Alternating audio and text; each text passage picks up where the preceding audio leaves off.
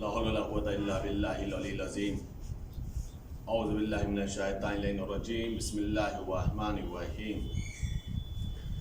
الحمد لله رب العالمين والصلاة والسلام على أشرف الأنبياء والمرسلين سيدنا ونبينا وشفيع ذنوبنا وطبيب نفوسنا مولانا مولى الكونين امام المشرقین والمغربین جد الحسن والحسین حبیب الہ العالمین بلقاء وسیم محمد اللهم صل على محمد وعلى اہل بیتہ الطیبین الطاہرین المعصومین المظلومین المنتخبین المنتجبین. اما بعد فقد قال اللہ تبارک و تعالی فی القرآن الکریم وهو اصدق القائلین وقولہ الحق. بسم اللہ الرحمن الرحیم. قل لا اسألكم علیہ اجرا الا المودۃ فی القربى. صلوات پڑھتے پر محمد وعلی محمد. اللهم صل على محمد وعلى محمد. عزیزان گرامی، عزادہ ایمان مظلوم کربلا، شووران اسیران کربلا، خداوند عالم قرآن کریم کے اندر ارشاد فرما رہا ہے. یہ آئے مودت ہے، قرآن کریم کی بہت ہی مشہور و معروف آئے مبارکہ،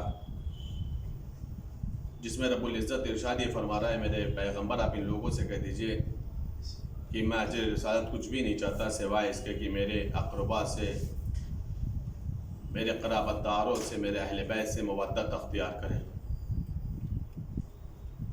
اگر آپ اہل بیت اطہار علیہ السلام کی محبت کا جائزہ لیں گے حدیثوں کی روشنی میں، تو آپ کو یہ محبت ایک الگ انداز سے نظر آئے گی. سب کی محبت محبت ہے، اس کے آگے اس کا کوئی وجود نہیں ہے. لیکن جب بات اہل بیت کی محبت پہ آتی ہے تو اللہ کا رسول ارشاد فرماتا ہے یا علی حبک الایمان والتقوی.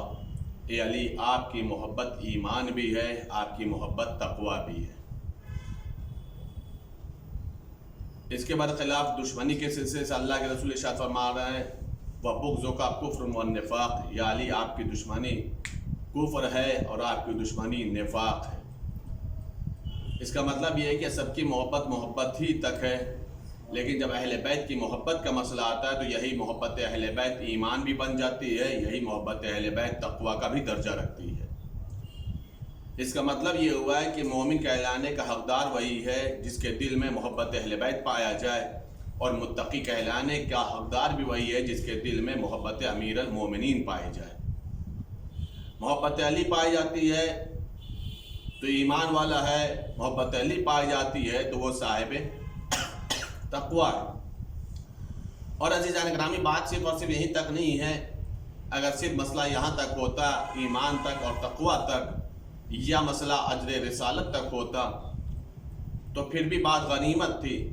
لیکن اللہ کے رسول نے محبت اہل بیت کے لیے ایک اصول بھی بتایا ہے، بلکہ یہ کہا جائے کہ مستقبل تک کے لیے، صبح قیامت تک کے لیے پیغمبر نے پیشن گوئی بھی کر دی ہے. ہر ایک انسان اہل بیت سے محبت نہیں کرے گا، ہر ایک انسان محبت نہیں کرے گا، اور نہ ہی ہر انسان اہل بیت سے دشمنی کرے گا. پیغمبر شاہ فرما رہے ہیں یا علی، آپ سے محبت وہی کرے گا جو مومن ہوگا، اور آپ سے دشمنی وہی کرے گا جو کافر ہوگا. بلکہ ایک دو حدیثیں اور بھی ہیں کہ جس کے اندر اللہ کے رسول نے نسل تک کی بات کی ہے کہ آپ سے دشمنی وہی کرے گا جو بد نسل ہوگا، یا یہ کہ اس کا نطفہ اس منزل پر آ کر کے رکا ہوگا کہ جس وقت انسان ایسی حالتوں سے دور رہتا ہے. میں نے بہت ہی احتیاط کے ساتھ ان لفظوں کو استعمال کیا ہے. کہنے کا مطلب اور مفہوم یہ ہے کہ محبت اہل بیت ہر ظرف میں نہیں رکتی ہے، اس کے لیے نسل کا پاکیزہ ہونا ضروری ہے.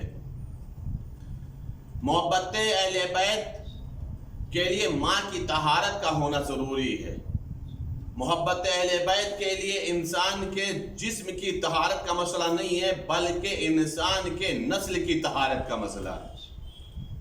اگر وہ انسان نسلی طور پہ طاہر ہوگا، ماں پاکیزہ ہوگی، با عصمت ہوگی، تو وہ انسان اہل بیت سے محبت کرے گا. اسی لیے مولا متقیان نے اپنی محبت کے لیے ایک عجب جملہ ارشاد فرمایا ہے نہج البلاغہ کے اندر. مولا ارشاد فرماتے ہیں کہ اگر میں مومن کے ناک پہ تلوار رکھ دوں اور یہ کہوں کہ وہ مجھ سے دشمنی کرے تو وہ مجھ سے دشمنی نہیں کرے گا، یہ اس کے ایمان کا تقاضا ہے. جبکہ علی تلوار رکھ رہے ہیں پھر بھی مولا فرما رہے ہیں کہ اگر میں رکھ دوں تو بھی وہ مجھ سے دشمنی نہیں کرے گا. اس کے برخلاف مولا ارشاد فرما رہے ہیں کہ اگر میں منافق کو پوری دولت دے دوں اور اس سے یہ کہوں کہ وہ مجھ سے محبت کرے تو وہ دولت لے تو سکتا ہے لیکن مجھ سے محبت نہیں کر سکتا. اس سے اب انسان اندازہ لگا سکتا ہے کہ محبت اہل بیت کیا شے ہے، محبت اہل بیت کتنی بڑی نعمت ہے، محبت اہل بیت کتنا بڑا سرمایہ ہے. ہم لوگ اللہ کا جتنا بھی شکر ادا کریں کم ہے کہ خداوند عالم نے ہمیں اس گھرانے میں پیدا کیا ہے کہ جو گھرانہ محبت اہل بیت سے وابستہ تھا، جو گھرانہ محبت اہل بیت رکھتا تھا، جہاں پہ صرف اور صرف طہارت تھی، پاکیزگی اور پاکیزگی تھی، جہاں کا گھریلو ماحول، جہاں کا تربیت کرنے والے، ہماری تربیت کرنے والے، ہمیں پردہ کرنے والے، ہمیں پروان چڑھانے والے وہ اہل بیت اطہار سے محبت کرنے والے تھے. آپ اس سے اندازہ لگا سکتے ہیں کہ اہل بیت کی محبت کتنا عظیم سرمایہ، کتنی عظیم نعمت ہے. غور فرمائیے گا. یوں تو کائنات میں بہت لوگ محبت کرتے ہیں، یوں تو کائنات میں بہت لوگ محبت کرتے ہیں، لیکن کائنات میں کچھ محب ایسے گزرے ہیں کہ جن پر اہل بیت نے فخر کیا ہے، اہل بیت نے فخر کیا. دیکھیں دو جملے ہیں، ایک یہ ہے کہ ہم اہل بیت پہ فخر کر رہے ہیں کہ اللہ نے ہمیں اہل بیت جیسے رہبر عطا فرمائے، اہل بیت جیسے امام عطا فرمائے، اہل بیت جیسے معصوم عطا فرمائے. اور ایک دوسرا حصہ یہ ہے کہ اہل بیت کسی پہ فخر کرے کہ یہ ہمارے چاہنے والے ہیں، یہ ہمارے محب ہیں، یہ ہم سے محبت کرنے والے ہیں. ہمارا فخر کرنا اتنا کمال کا مسئلہ نہیں ہے جتنا کمال کا مسئلہ یہ کہ اہل بیت کسی محب کے اوپر فخر کرے. اب غور فرمائیے گا انہی محبوں میں ایک عظیم شخصیت ہے جناب میثم تمار کی. میثم تمار مولا امیر المومنین سے محبت کرنے والے تھے، محب امیر المومنین تھے، مولا امیر المومنین کے زیر سائے پروان چڑھے ہیں. وہ اس قدر انہوں نے امیر المومنین سے استفادہ کیا ہے کہ وہ مستقبل کی خبر دینے لگے تھے، لوگوں کی شہادت کی خبر بتانے لگے تھے جناب میثم تمار. اس منزل پر علی نے جناب میثم تمار کو پہنچا دیا. جناب میثم تمار کھجور کا کاروبار کرتے تھے، کوفے کے اندر جناب میثم تمار کھجور کا کاروبار کرتے تھے. تاریخ بتائی جہاں کبھی بھی علی کو تھوڑا موقع ملتا تھا، وقت ملتا تھا تو امیر المومنین جناب میثم تمار کی دکان پر آ کر کے بیٹھ جاتے تھے. عزیزان گرامی رو کر کے ایک جملہ عرض کروں کہ بہرحال میثم تمار کا کاروبار ایسا تو ضرور تھا کہ جہاں پر علی جیسی پاکیزہ شخصیت آ کے بیٹھ جاتی تھی، علی جیسی پاکیزہ ذات آ کر کے وہاں پر بیٹھ جاتی تھی. اور ہوتا یہ تھا کہ کب علی آ گئے اور میثم تمار کو کوئی کام ہوتا تھا تو میثم تمار کہتے تھے مولا ذرا آپ دکان سنبھالیے گا میں ابھی آتا ہوں. مولا بھی بڑی خوشی خوشی اس چیز کو سنبھال لیتے تھے، ذمہ داری کو لے لیتے تھے. تاریخ یہ بتا رہی کہ ایک مرتبہ میثم تمار کہیں چلے گا، مولا کھجور کی دکان پر بیٹھے ہوئے میثم تمار کی. روایت یہ بتا رہی کہ ایک مرتبہ ایک شخص آیا، اس نے سوچا میثم تمار تو بیٹھے نہیں ہیں جو سکوں کو دیکھا کرتے ہیں، صحیح ہے یا چھوٹا سکہ ہے، آج علی ہیں کیوں نہ ان سے اس کھوٹے سکے کو چلوا لیا جائے. اس خراب سکے کو جس کی کوئی ویلیو نہیں ہے، جس کی کوئی حیثیت نہیں، بند ہو چکا ہے، خراب ہو چکا ہے، چلا لیا جائے. لے آئے، کہا کہ یہ علی کھجور دے دیجئے. مولا نے فرمایا سکہ یہاں پہ رکھ دو، کھجور جتنی ہوتی ہے لے لو. مولا نے نہ کھجور کو ہاتھ لگایا نہ سکے کو ہاتھ لگایا، اس لیے کہ اگر علی ہاتھ لگا دیتے تو سکہ بھی صحیح ہو جاتا، کھجور میں برکت بھی ہو جاتی. وہ یہ سمجھ رہے ہیں کہ ہم علی کے ہونے کا فائدہ اٹھا رہے ہیں کہ علی ہے، میثم تمار تو ہے نہیں. مولا جو لوگوں کے دلوں کا امام ہو، جس کی ذوالفقار نسلوں کا علم رکھتی ہو، جو یہ جانتا ہو کہ تم سینے میں کیا پوشیدہ کیے ہوئے کیوں آئے ہو آج ہماری دکان کے اوپر، علی سینوں کے رازوں کو جاننے والا، اب اس کے اوپر یہ ایک سکے کا پردہ ڈالنے کی کوشش کی جا رہی کہ سکے کا علم علی کو نہ ہونے پر۔ مولا نے فرمایا کہ سکہ یہاں رہا تو کھجور جتنی ہوتی ہے لے لو، اس نے لے کے چلا گیا۔ وہ تو بہت خوش تھا کہ دیکھو جاؤ سکہ کہیں نہیں چل رہا تھا، آج ہم نے علی کی دکان پہ ہونے کا فائدہ اٹھا لیا، آج ہم نے یہ سکہ وہاں پہ چلا لیا میثم تمار کی دکان پر۔ میثم تمار جب واپس پلٹ کر کے آئے تو کیا دیکھا، پوچھا یا علی کوئی آیا تھا؟ کہاں آیا تھا، کھجور لے کر کے گیا ہے۔ کتنا کا؟ یہ سکہ رکھا ہوا۔ دیکھا میثم تمار نے، کہا مولا یہ سکہ تو کھوٹا ہے، یہ سکہ تو خراب ہے، یہ سکہ تو مارکیٹ میں بازار کوفہ میں چلنے والا نہیں ہے۔ مولا نے فرمایا پریشان نہ ہو، جو لے کر کے گیا وہ آئے گا بھی۔ میں نے کیا عرض کیا کہ علی نے کھجور کو ہاتھ نہیں لگایا تھا، ہاتھ اسی لیے نہیں لگایا تھا تاکہ پلٹ کے اسے آنا پڑے گا، پلٹ کر کے اسے آنا پڑے گا۔ روایت یہ بتا رہی آیا تھوڑی دیر کے بعد، کہا یا علی یہ کھجوریں خراب ہیں۔ مولا نے فرمایا تیرا سکہ ہی کہاں صحیح تھا، تو یہ سمجھ رہا ہے کہ سکہ صحیح تھا کھجور خراب ہے؟ مسئلہ یہ کہ کھجور خراب تب ہوئی نا جب تیرا سکہ خراب تھا، اگر تیرا سکہ صحیح ہوتا تو یہ کھجور بھی صحیح ہوتی۔ تو علی بتائے مولا نے فرمایا کھجور یہاں پہ رکھ دے، سکہ لے کر کے چلا جا۔ لایا تھا خراب کھجور، لیکن جب کھجور میں مکس ہو گئی تو کھجور صحیح ہو گئی، لیکن سکہ وہ لے کے گیا تو وہ صحیح نہیں ہوا۔ چونکہ اس دکان پر علی بیٹھے تھے، اس لیے بیٹھنے کی برکت یہ ہوئی کہ وہ کھجور خراب نہ رہی۔ سکہ اس کا تھا، نیت اس کی خراب تھی، اس لیے سکہ صحیح نہیں ہو پایا، وہ درہم صحیح نہیں ہو پایا، وہ کھوٹا سکہ صحیح نہیں ہو پایا۔ عزیزان گرامی یہ واقعہ، یہ روایت ہم نے سنایا اس لیے کہ اس روایت سے انسان بہرحال اتنا اپنے آپ کو سمجھا لے، اپنے نفس کو اتنا تزکیہ کر لے، اپنے نفس کی اتنی تربیت کر لے کہ جیسے خراب سکے کے بدلے میں خراب کھجوریں مقدر میں آتی ہیں، ویسے ہی اگر خراب عمل ہوتا ہے تو پھر جزا بھی صحیح نہیں ملا کرتی ہے۔ اب یہ مسئلہ ہے کہ عمل صحیح کیسے ہوگا تاکہ ہم جزا کے حقدار بن جائیں، تاکہ جزا کے ہم حقدار بن جائیں، وہ بھی عظیم جزا کے، نعمت جنت مل جائے۔ وہ کیسے ملے گا، وہ کیسے میسر ہوگی؟ عزیزان گرامی پیغمبر کی حدیث پر حدیث سماعت فرما لے، انشاءاللہ تعالی آپ کو سارا محبت اہل بیت کا اصول سمجھ میں آ جائے گا۔ پیغمبر فرما رہے ہیں کہ جب اللہ اعمالوں کو وزن کرے گا، قبول کرنے کا مسئلہ آئے گا، تو خداوند عالم کی بارگاہ میں اگر نماز قبول ہو گئی تو سارے عمل قبول ہو جائیں گے، لیکن اگر نماز رد کر دی گئی تو سارے عمل رد کر دی جائیں گے۔ اس کا مطلب کیا ہے کہ ساری جزا کا انحصار ہے نماز کے اوپر۔ نماز صحیح تو سارے اعمال صحیح، نماز ہی رد کر دی گئی تو سارے عمل رد کر دیے گئے۔ لیکن عزیزان گرامی جہاں سارے اعمال کا انحصار نماز کے اوپر ہے، وہیں نماز کی قبولیت کا انحصار محبت اہل بیت کے اوپر ہے۔ جیسے نماز قبول ہوگی تو اعمال قبول ہوں گے، اسی طریقے سے جب نماز محبت اہل بیت کے ساتھ لے کر کے ہم اللہ کی بارگاہ میں جائیں گے تو نماز قبول ہوگی۔ یہ ساری کی ساری جزاؤں کا انسان تبھی مستحق بنے گا کہ جب وہ جزا ان اعمالوں کے ساتھ محبت اہل بیت لے کر کے جائے گا، محبت اہل بیت لے کر کے جائے گا۔ میں نے کیا بتایا تھا کہ جناب میثم تمار کو اللہ کے ولی نے، امیر المومنین نے ایسی تربیت کی تھی، ایسا پروان چاہتا تھا کہ وہ مستقبل کی خبر دینے لگے تھے، فیوچر بتانے لگے تھے، لوگوں کی شہادت کی خبریں دینے لگے تھے۔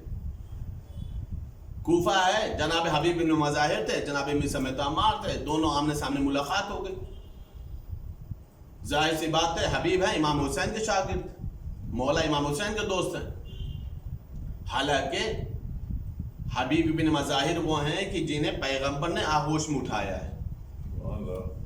حبیب بن مظاہر وہ ہیں کہ جنہوں نے امام حسین کے قدموں کی خاکوں کو آنکھوں کا سرما بنایا ہے۔ حبیب ابن مظاہر وہ ہیں کہ جو امام حسین کی دعا کے نتیجے میں، امیر المومنین کی دعا کے نتیجے میں دوبارہ زندگی ملی تھی۔ حبیب के माने हैं दोस्त के, और ये इसमें बामुसम्मा यानी जैसा नाम वैसी ही तफसीर अगर कहीं नजर आती तो वो हुसैन और हबीब इब्ने मज़ाहिर में नजर आती है। हुसैन ने उन्हें अपना दोस्त कहा था, उनके वालिद ने उनका नाम हबीब रखा था। कायनात में आम इंसान का दोस्त होना और है, हुसैन का कोई दोस्त बन जाए वो और बात है। और ये कमाल ये नहीं है कि हबीब ये कहते थे कि मैं हुसैन का दोस्त हूं, बल्कि हुसैन ये फरमाते थे कि हबीब मेरा दोस्त है। हबीब तो यही कहते थे कि मेरा आका का नाम हुसैन है, हबीब ये नहीं कहते थे कि हुसैन मेरे दोस्त हैं। बल्कि कमाल ये था कि इमाम हुसैन फरमाते थे कि हबीब मेरा दोस्त है। और लेटर में भी यही लिखा था ना, जो सलाम और दुआ हुआ था और जो बुलवाया था, तो उसमें हबीब इब्ने मज़ाहिर को दोस्ती कह के खिताब किया है, रजुल फकी का है। और वो सारे के सारे रिश्तों और रिलेशन को जिक्र किया है जनाब इमाम हुसैन ने, जो हबीब ने देखा था, जो हबीब को मालूम था। तो इस कमाल की मंजिल के ऊपर है हबीब इब्ने मज़ाहिर। और मीर समेत अम्मार क्या है, जो मौला अमीरुल मोमिनीन के शागिर्द हैं। मौला अमीरुल मोमिनीन की उनकी दुकान पर आकर के बैठते हैं, खजूर का मौला उनके साथ कारोबार कर लेते हैं। मीसम को अली के ऊपर भरोसा है, उनके भरोसे पे दुकान छोड़ करके चले जाते हैं। जाहिर सी बात है, भरोसा क्यों ना हो कि जब जिस मीसम को मालूम है कि इन्हीं की मोहब्बत की बुनियाद पर तो आखिरत संभरेगी, क्यों ना मोहब्बत पर भरोसा हो। रिवायत बता रही, आमने सामने मुलाकात हो गई दोनों की, मीर समेत अम्मार की और हबीब इब्ने मज़ाहिर की। मीर समेत अम्मार ने जैसे ही जनाब हबीब को देखा तो एक जुमला फरमाया, मैं ये देख रहा हूं कि एक ज़ईफुल उम्र इंसान है जिसे मेरे हुसैन की मोहब्बत में जामे शहादत मिलेगा। तो हबीब भी कहाँ कम रहने वाले, मैंने अर्ज किया इमाम हुसैन के दोस्त, तो उन्होंने भी पलट करके फौरन जवाब दिया, मैं भी जानता हूं कि एक शख्स है जिसे मौला अली के फजाइल बयान करने के जुर्म में सूली दी जाएगी। ये बज़ाहिर दो बातें नहीं है, ये बज़ाहिर दोनों एक दूसरों की शहादत की खबर सुना रहे हैं, दोनों एक दूसरों के मुस्तकबिल की खबर बता रहे हैं कि मीसम की शहादत कैसे होगी और हबीब इब्ने मज़ाहिर की शहादत कैसे होगी। तो मीसम तमाम ने बदस्ता पूछा है, हबीब ये बताओ तुम्हें ये किसने इल्म दिया? कहा पहले आप बताइए आपको किसने ये इल्म दिया। तारी बता रही, कहा कि ये मुझे जो मिला है मौला अमीरुल मोमिनीन की बरसों खिदमत के बाद मिला है। तो हबीब ने मुस्कुरा के फरमाया, बस इतना सा मसला ये है कि तुम्हें बाबा की खिदमत से मिला है, मुझे बेटे की मोहब्बत में मिला है। मुझे हुसैन की मोहब्बत में मिला है, मुझे हुसैन की जानिसारी में मिला है, मुझे हुसैन की मोहब्बत और दोस्ती ने अता फरमाया। रिवायत बता रही कि मीसम अम्मार को जब ये खबर मिली थी कि मौला अली ने बशारत दी थी कि मीसम तुम्हें फला जगह पे सूली दी जाएगी दरख्त के अंदर ऊपर, तो जनाब मीसम अम्मार बाकायदा उस दरख्त को परवान चढ़ाते थे। अब और करेगा, मैंने अर्ज किया ना कि कुछ मुहिब ऐसे जिन पर अली ने फ़ख्र किया है, अहले बैत ने फ़ख्र किया है। हम लोग अहले बैत पे फ़ख्र कर रहे हैं कि अल्लाह ने हमें अहले बैत जैसे रहबर और मासूम अता फरमाए, और अहले बैत ने इन लोगों पे फ़ख्र किया, ये मेरे मुहिब हैं, ये मेरे चाहने वाले हैं। ये बहुत बड़ी बात है। जनाबी मीसम अम्मार वहां पे बाकायदा रहते थे, 2 रकात नमाज पढ़ते थे और उस दरख्त को खिताब करके कहते थे, तू ही वो है कि जिसके ऊपर मुझे सूली दी जाएगी, तू ही वो है कि जिस पे मुझे मौला अली के फजाइल बयान करने के जुर्म में सजा दी जाएगी। अजीज़ान गिरामी, जैसा अली ने फरमाया था वैसा ही हुआ। जो शहादत की तारीख थी जब इब्न ज़ियाद मलऊन ने बुलवाया था जनाब मीसम अम्मार को, और उसके बाद कहा था अली से बरात कर लो, बेजारी कर लो, तो कहा कि कुछ नहीं हो सकता, मुझे मालूम है। कहा क्या मालूम? का मेरे मौला ने फरमाया मुझे सूली मिलेगी, मुझे ये भी मालूम है मेरी ज़बान काटी जाएगी, मुझे ये भी मालूम है फला दरख्त पे सूली दी जाएगी। देखिए ये बहुत बड़ी मसला है कि अमीरुल मोमिनीन की सारी बातों को शेयर कर लिया ताकि जालिम में जितनी ताकत हो इन बातों को काट करके दिखा दे, इन बातों को रद्द करके दिखा दे। पूरी बात बता दिया ना, फला दरख्त पे सूली दी जाएगी, जबान काटी जाएगी, ये जुर्म होगा, ये सारे बात बता दिया। इब्न ज़ियाद के पास ऑप्शन था कि नहीं? ऑप्शन तो बहुत सारे थे ना, लेकिन मीसम अम्मार ने ये बात बताया इसलिए ताकि लोगों को समझ में आए अली की जात हक है, अली का कौल हक है, अली की मोहब्बत हक है। बेशक नारे हैदरी علی کی ذات حق، علی کا قول حق، علی کی بات حق، علی کی پیشن گوئی حق. اس میں کوئی سوچ بھی نہیں سکتا ہے کہ اپنا کاٹ کر سکے. اور ہوا بھی یہی، جیسا علی نے کہا تھا ویسا ہی ہوا. کہنے لے یا سوری دے دو تو میثم تمام نے جملہ فرمایا، جس کسی کو میثم کی زبان سے علی کے فضائل سننا ہے وہ آ جائے علی کے فضائل سن لے. اس لیے کہ اب میثم کی زبان کٹنے والی ہے. تاریخ بتا رہی کہ تختہ دار سے میثم تمام نے علی کے فضائل پڑھنا شروع کیا. میثم تمام نے علی کے فضائل پڑھنا شروع کیا. ابن زیاد تک خبر پہنچی، کہا کہ علی کے فضائل پڑھا جائے کہ بغاوت نہ ہو جائے. اس نے فوراً کہا جا کر کے زبان کاٹ دو. آپ یقین بتائیے، کہنا دیکھیے پڑھنا ہمارا بہت آسان ہے، آپ تمام سامعین کا سننا بہت آسان ہے، لیکن جہاں پر موت گلے پر آ جائے، زبان کاٹنا ہو، آپ انصاف سے بتائیے انسان کتنا زیادہ بچنے کی کوشش کرے گا. ہر وہ طریقہ استعمال کرنے کی کوشش کرے گا تاکہ زبان بچ جائے، زندگی بچ جائے، حیات بچ جائے. لیکن یہ وہ محب تھے کہ جو حیات بچانے کی فکر میں نہیں تھے، ولایت بچانے کی فکر میں تھے. کہ ولایت علی دل میں رہے، ولایت علی نہ ہٹنے پائے، محبت علی دل میں رہے، محبت علی پہ حرف نہ آنے پائے. زبان کاٹ دی گئی.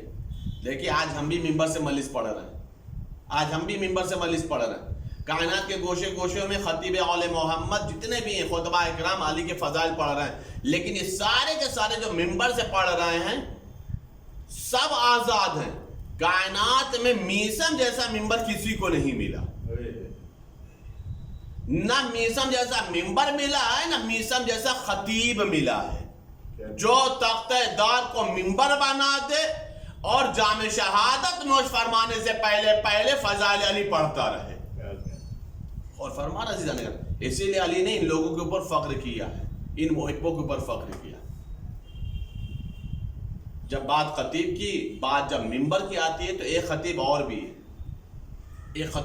ہے کہ جنہیں ایسا ممبر ملا ہے اور ایسے حالت میں خطاب کیا ہے کہ جہاں پہ کوئی بول نہیں سکتا تھا، اور وہ ہے یزید کا دربار.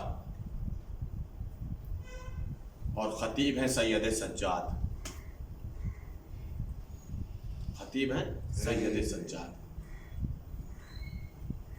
یزید نے قیدی بنا رکھا ہے. یزید اپنے تمام درباری خطبہ کو کہتا ہے جا کر کے میرے فضائل پڑھو، اور حسین کے بابا کو اعوذ باللہ جتنا زیادہ توہین کر سکتے ہو کرو. سب جاتے ہیں، درہم لیتے ہیں لالچ میں، درہم کی لالچ میں، اشرفیوں کی لالچ میں. جو جاتا ہے ممبر پر یزید کے فضائل پڑھتا لعنت اللہ علیہ کے، اور امام حسین اور ان کے بابا کی شان میں گستاخیاں کرتا. جب سب بول چکے تو مرتبہ امام سجاد نے مخاطب کیا یزید کو، یزید اجازت دے تو میں بھی اس لکڑی پر جاؤں اور جا کر کے اپنے بابا کے فضائل پڑھوں، میں بھی جا کر کے کچھ عرض کروں. یزید جانتا تھا قیدی ضرور ہیں لیکن خطیب منبر سلونی کا پوتا ہے، حسین ابن علی کا بیٹا ہے. زبان چلے گی تو ذوالفقار کا کام کرے گی. جو کام تلوار نہیں کر سکتی ہے وہ ان کی زبانیں کر دیں گی. بغاوت کے آثار کہیں نمودار نہ ہو جائیں. روایت بتا رہی یزید کسی بھی طرح سے اجازت دینے لگتا ہے. جو باہر کے سفیر آئے ہوئے تھے ان لوگوں نے کہا یہ تو قیدی تیرا ہے اور تو نے قید بھی ایسا کیا کہ یہ بول بھی نہیں سکتا ہے، گلے میں خاردار توق ہے، تو کلام کون کرے گا، کیسے کرے گا؟ یہ تو کلام بھی نہیں کر پائے گا. دے اجازت. جب بہت اصرار بڑھا تو اجازت دے دیا.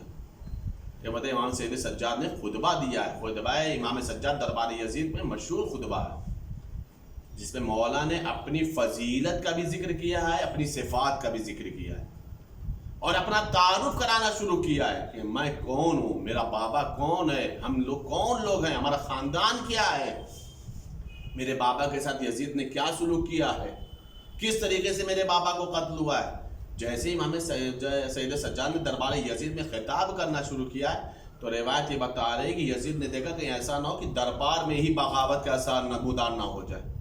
اس نے فوراً مؤذن سے کہا کہ آذان دے دے، اس لیے کہ جانتا ہے کہ اب ان کو تلوار سے نہیں روکا جا سکتا. اگر روکا جا سکتا ہے تو توحید سے روکا جا سکتا ہے، رسالت سے روکا جا سکتا ہے.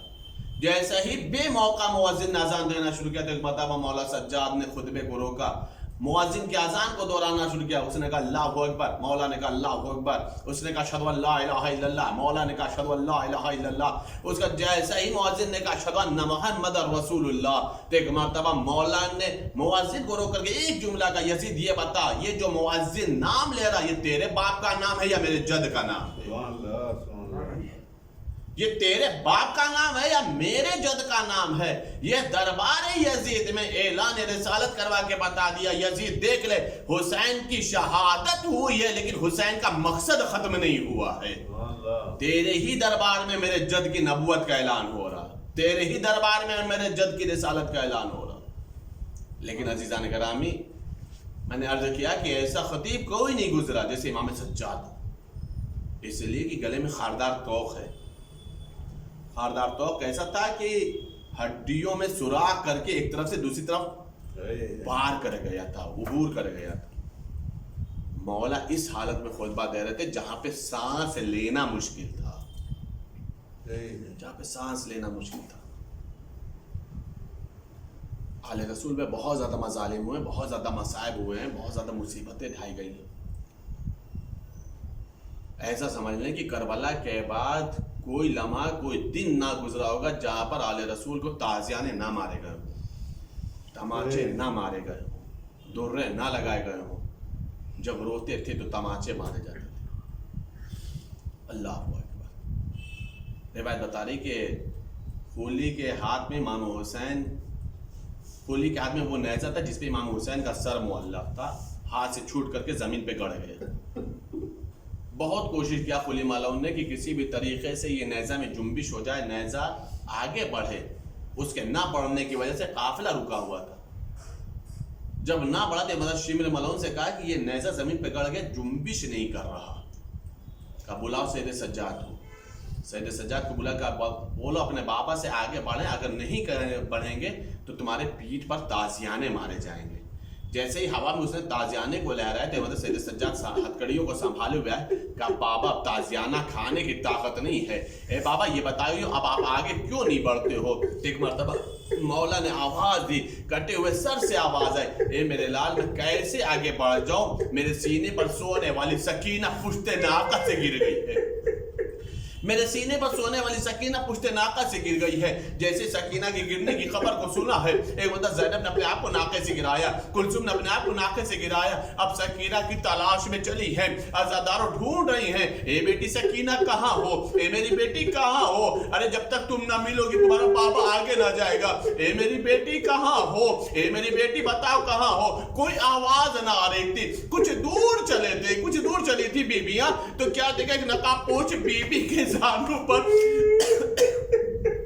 एक नकाबपोश बीबी के जानू पर सर रखे हुए बीबी सकीना सो रही है। वो नकाबपोश बीबी बड़ी ही मोहब्बत से सकीना के जुल्फों पर उंगलियों को फेर रही है, हाथों को फेर रही है। एक मर्तबा ज़ैनब आगे बढ़ी, शानों को हिलाया, बेटी तुम यहाँ सो रही हो, वहां तुम्हारा बाबा इंतजार कर रहा। ए मेरी बेटी चलो, जब तक आप ना चलोगे काफिला आगे ना जाएगा। सकीना बेदार तो हुई। एक मर्तबा ज़ैनब को ख्याल आया, जरा मालूम तो करूं ये बीबी कौन है जो मेरी भतीजी के ऊपर इस कदर मेहरबान है। एक मर्तबा बोली, ए नकाबपोश बीबी कौन हो? इसलिए कि जब से ये यतीमा हुई है किसी ने से प्यार नहीं किया। यतीमी के बाद किसी ने तमाचे मारे, किसी ने गोशवारे छीने, किसी ने सर से चादर छीनी। ए बीबी कौन हो? आपने जितनी मेहरबानी का शुरू किया, ए बीबी आपका बहुत बहुत शुक्रिया। ए बीबी आपका बहुत बहुत शुक्रिया। एक मर्तबा नकाबपोश बीबी ने जुमला कहा, ज़ैनब अरे अगर सकीना पे मैं ना मेहरबानी करूंगी, मैं ना मोहब्बत दिखाऊंगी तो कौन करेगा? आवाज पहचानी हुई थी। एक मर्तबा बीबी आप कौन हो? नकाबपोश बीबी ने फरमाया, ए ज़ैनब मैं कोई और नहीं, तुम्हारी दुखियारी माँ फातिमा हूँ। ए बेटी अरे मैं तुम्हारे साथ मदीने से करबला और करबला से कूफा और शाम तक टूटी हुई पसलियों के साथ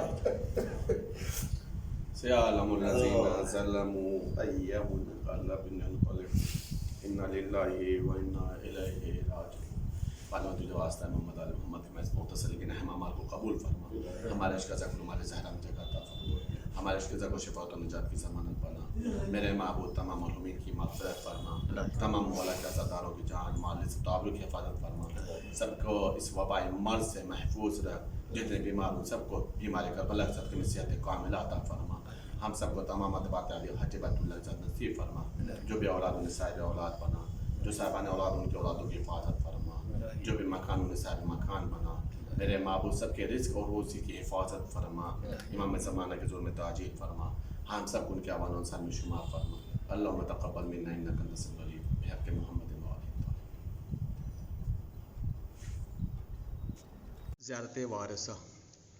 السلام علیکم یا ابا عبداللہ، السلام علیکم یا ابن رسول اللہ، السلام علیکم ورحمۃ اللہ وبرکاتہ، السلام علیکم یا وارث آدم صفوۃ اللہ، السلام علیکم یا وارث نوح نبی اللہ، السلام علیکم یا وارث ابراہیم خلیل اللہ، السلام علیکم یا وارث موسیٰ کلیم اللہ، السلام علیکم یا وارث عیسیٰ روح اللہ، السلام علیکم یا وارث محمد حبیب اللہ، السلام علیکم یا وارث امیر المؤمنین، السلام علیکم یا ابن محمد المصطفیٰ، السلام علیکم یا ابن علی المرتضیٰ، السلام علیکم یا ابن فاطمۃ الزہراء، السلام علیکم یا ابن خدیجۃ الکبریٰ، السلام علیکم یا سار اللہ وابن سارہ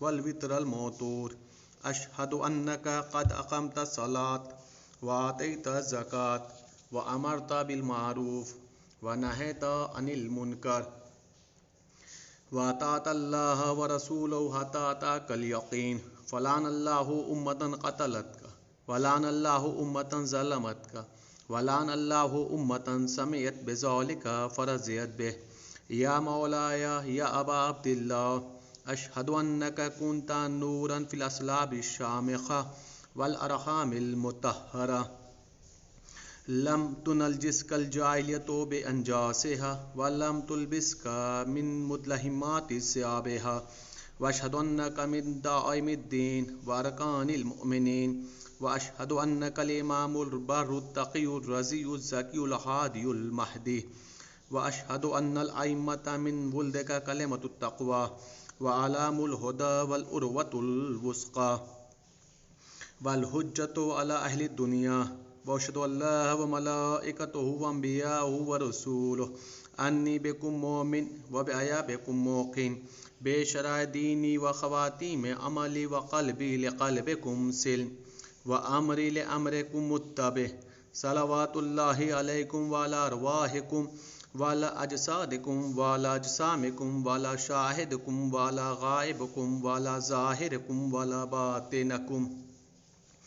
زیارت جناب علی ابن الحسین علیہ السلام۔ السلام علیکم یا ابن رسول اللہ، السلام علیکم یا ابن نبی اللہ، السلام علیکم یا ابن امیر المؤمنین، السلام علیکم یا ابن الحسین الشہید، السلام علیکم ایھا الشہید وابن الشہید، السلام علیکم ایھا المظلوم وابن المظلوم، لعن اللہ امۃ قتلتک ولعن اللہ امۃ ظلمتک ولعن اللہ امۃ سمعت بذلک فرضیت بہ۔ زیارت جملہ شہداء کربلا علیہم السلام۔ السلام علیکم یا اولیاء اللہ وحباؤہ، السلام علیکم یا اصفیاء اللہ واوداؤہ، السلام علیکم یا انصار دین اللہ، السلام علیکم یا انصار رسول اللہ، السلام علیکم یا انصار امیر المؤمنین، السلام علیکم یا انصار فاطمۃ الزہراء سیدۃ نساء العالمین، السلام علیکم یا انصار ابی محمد الحسن ابن علی ولی الناصح، السلام علیکم یا انصار ابی عبداللہ، بے ابی انتم و امی طبتم وطابت الارض التی فیہا دفنتم وفزتم فوزا عظیما، فیا لیتنی کنت معکم فافوز معکم۔ زیارت جناب عباس علیہ السلام۔ السلام علیکم یا مولا ابو الفضل عباس علیہ السلام، یا ابن امیر المؤمنین علیہ السلام، السلام علیکم ایھا العبد الصالح المطیع للہ ولرسولہ، اشہد انک قد جاہدت ونصحت وصبرت حتی اتاک الیقین، لعن اللہ الظالمین لکم من الاولین والآخرین، والحقهم بدرک الجحیم، السلام علیکم یا افضل الشہداء. السلام علیکم ورحمۃ اللہ وبرکاتہ. السلام علیکم یا غریب الغربا. السلام علیکم یا معین الضعفاء والفقراء. السلام علیکم یا شمس الشموس. السلام علیکم یا انیس النفوس. السلام علیکم یا سلطان العرب والعجم. السلام علیکم یا ابو الحسن یا علی ابن موسیٰ رضا. السلام علیکم ورحمۃ اللہ وبرکاتہ. السلام علیکم یا صاحب العصر والزمان. الامان الامان الامان من فتنة الزمان. السلام علیکم یا شیخ القرآن. السلام علیکم یا خلیفۃ الرحمن. السلام علیکم یا امام زمانہ ھذا عجل اللہ تعالی فرجک وسہل اللہ تعالی مخرجک وظہورک واجعلنا من اعوانک وانصارک ورحمۃ اللہ وبرکاتہ.